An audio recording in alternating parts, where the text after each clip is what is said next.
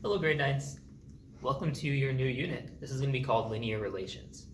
Linear relations, it's a useful tool if we can recognize how to work with them. It's basically a relationship between two sets of data, and it's a very predictable relationship between the two. So even if you don't have all the information between the two sets of data, you can still predict what the other missing data point would be. I've got an example here to show you what that looks like, and that's essentially what we're going to do for this lesson is play with this example, and then I'll give you some practice to try it out. Okay? So the example that I've got here, this is a hockey example. It's a number of broken sticks that a team might find per game. So if a team plays just one game, they can expect 4 broken sticks by the end of the game. If a team plays 2 games, they can expect 7 broken sticks. And if they play 3 games, they can expect 10 broken sticks. Now, I've left one data point out here because I want to show you that you could probably guess what this number is going to be. If this team played 4 games, how many broken sticks do you think they would find? And the answer, based on this data, is 13 broken sticks. Now, there's a number of ways that you could solve this. For those of you that caught on, you might have just realized that, hey, I'm just adding 3 broken sticks every single game. But how does that relate my hockey sticks to the number of games played? That's what a linear relationship is. So I'm going to show you what that relationship is with this set of data, and that's going to be the hardest part of this unit, is recognizing what that relationship would be. For example, let's say I'm trying to calculate the number of broken hockey sticks, and I'm going to call that H. And typically I want you writing this stuff down, but this part over here, I want to show you something that happens before I get you to write anything down. So I'm setting up an equation for H. H is equal to, it has to equal something to do with G, okay? Because that's our missing variable. Oh, sorry about that weird cut. I had someone walk into the room, so I had to help them out there for a second. So where were we?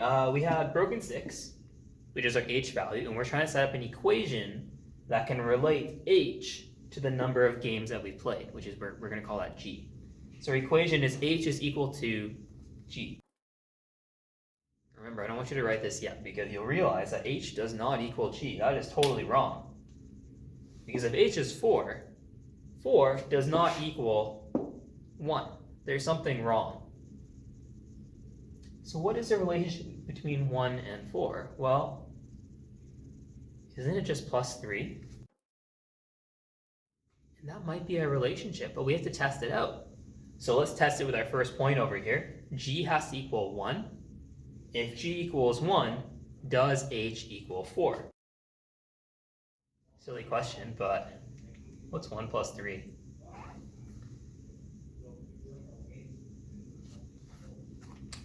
It looks like our relationship is just G plus 3.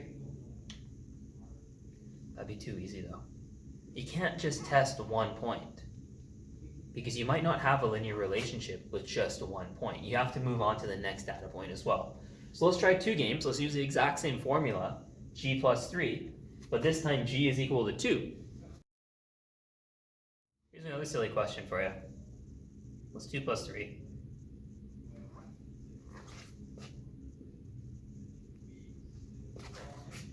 And that's the problem. 2 plus 3 does equal 5, but we know that there are 7 broken hockey sticks.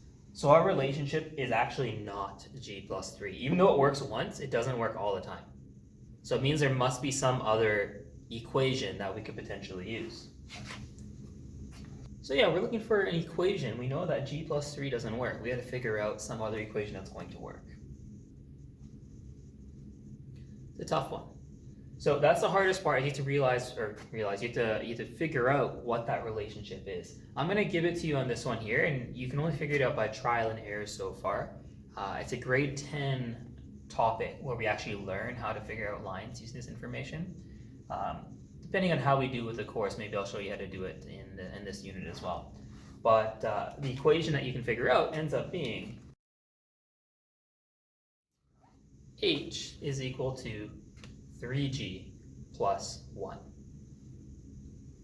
Now, we have to test to make sure that's actually true. So let's try it first and then our second point, see if that works. Seems to check out for the first one. Let's try it for our second point as well. Turns out it works for the second point as well. So h equal to 3g plus 1 is in fact the equation that we're looking for. So if you want to pause for a second, get that down, that might be useful. But I'll show you why finding these relationships is useful to us. So here's a question that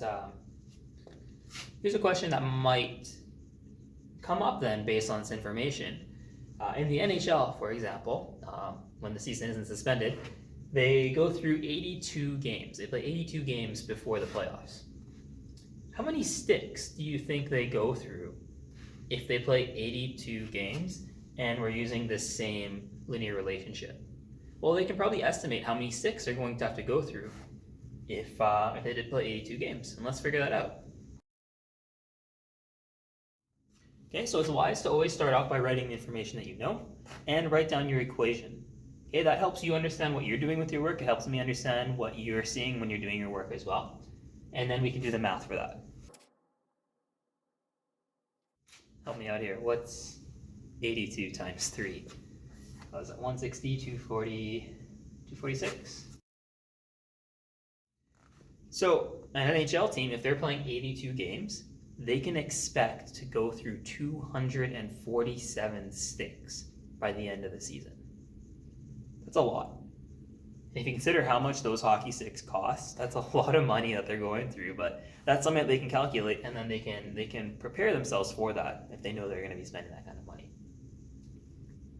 Now I can ask you a similar type of question, so make sure you get this down because I'm going to erase it and show you the other question.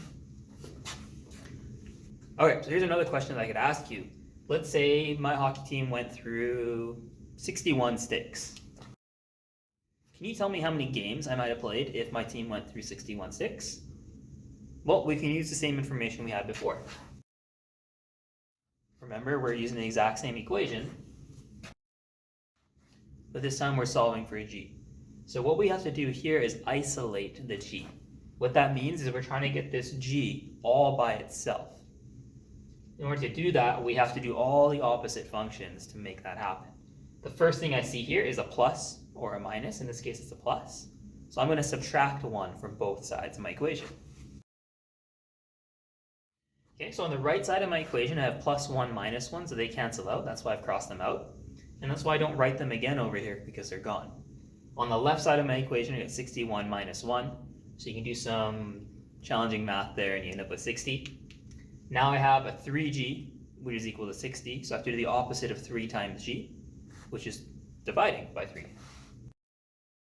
And just like before, when you're doing two of the opposite functions with the same numbers, they cancel out. So 3 times g divided by 3, perfect, they cancel out. 60 divided by 3, there I gotta do some math. I've done nothing with the g, and I'm left with 20 is equal to g. So I've just solved that I probably played 20 games if I went through 61 sticks. That's linear relations, like really fast. A lot of information at you just like that. I've got some practice for you to try out. I don't remember which questions I assigned, so I will put them up here in just a second. If there's any questions, let me know. We'll take it from there.